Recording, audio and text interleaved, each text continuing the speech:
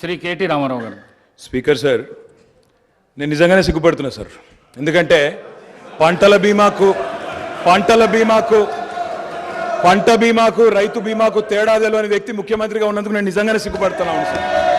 పంట బీమాకు రైతు బీమాకు తేడా తెలియని వ్యక్తి మీ గొప్ప నాయకుడు, గొప్ప ముఖ్యమంత్రి. అధ్యక్ష, నేను ఒకటే మాట అంటా ఉన్నా అధ్యక్ష, వారు పర్సనల్గా చాలా దారుణంగా ఒక ముఖ్యమంత్రిలాగా కాకుండా ఏదో పిసిసి అధ్యక్ష పదవుల్లో అక్కడ గాంధీ భవన్లో కూర్చుని ఒక ప్రెస్ మీట్లో మాట్లాడినట్టు స్వీపింగ్ రిమార్క్స్. అధ్యక్ష, ఇవాళ ఆయన ఒక గౌరవమైన రాజ్యాంగబద్ధమైన పదవిలో ఉన్నారు.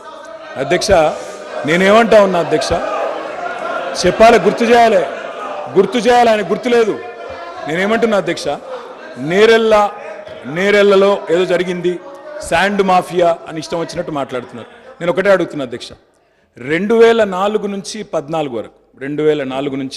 14 వరకు శాండ్ మీద ఈ రాష్ట్రంలో, ఆంధ్రప్రదేశ్ రాష్ట్రంలో, తెలంగాణ ప్రాంతంలో వచ్చిన ఆదాయం, మొత్తం రాష్ట్రానికి సమకూరిన ఆదాయం 39.5 కోట్లు అధ్యక్ష. అంటే సంవత్సరానికి 4 కోట్ల ఆదాయం కూడా రాలే.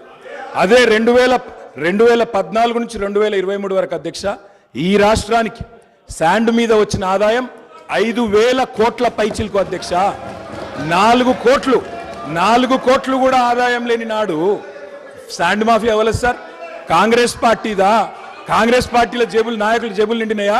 ఎవరి జేబులు నిండినాయండి? ఆనాడు శాండ్ ఆదాయం ఎక్కడ పోయింది అధ్యక్ష? ఇంకోటి, నేరెళ్లలో ఎవరో తొక్కిచ్చారు, ఎక్కిచ్చారు అధ్యక్ష. ఇదే పాత చింతకాయ పచ్చడి లాంటి మాటలు స్వయంగా ఈరోజు కాదు అధ్యక్ష, వాళ్ళు ప్రతిపక్షంలో ఉన్నప్పుడు కూడా చెప్పినారు.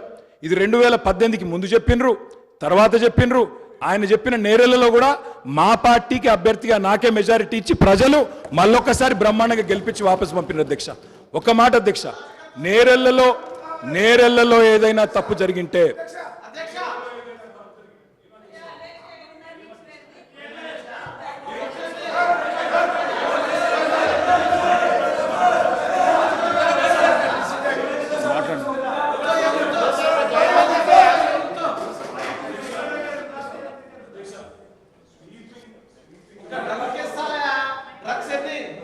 స్వీపింగ్ రిమార్క్స్, నోటికి ఎంత వస్తే అంత